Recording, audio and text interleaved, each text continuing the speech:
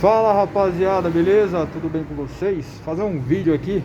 Vejo muita gente falando de barulho do Peugeot 307. Eu sou proprietário de um 2.0 16. Mostrar pra vocês aqui ó, o pedaço do para-barro que tá faltando. Isso aí quem tem 307 sabe como é que é, né? Falar a respeito de coxinha de amortecedor. Isso aqui é um coxinho do 307. Pode ver que o coxinho ele tem um ressalto aqui, ó. Tá vendo? Tem um ressalto de um lado e um ressalto do outro. E aqui na lataria do carro, se você perceber ali, vamos focar, focou.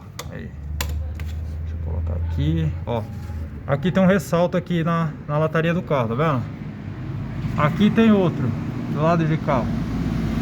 Tem mais um. Esse ressalto do coxinho tem que encaixar perfeitamente ali. Tá vendo? Tem que encaixar perfeitamente. Pode ver que o meu aqui ele tá encaixado certinho aqui, ó. Se você coloca ele virado ao contrário, esse ressalto tipo ele ficar aqui de lado, ele ficar aqui pra frente, vai estourar o miolo do coxinho aqui, ó. Tá vendo?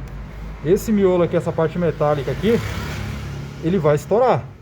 E o carro vai ficar fazendo barulho. Você vai passar em lombada, passar numa rua que seja muito esburacada, o seu carro vai parecer escola de samba batendo, tá? Então ficar atento a isso aí, tá vendo? Ele estoura esse miolo do coxinho aqui. Então ficar atento, às vezes você leva no mecânico, às vezes o mecânico não sabe que tem posição, tá? Então você fica ligeiro aí. Você pode levantar seu carro no macaco e você mesmo dá uma olhada pra ver se o coxinho do seu carro tá montado corretamente.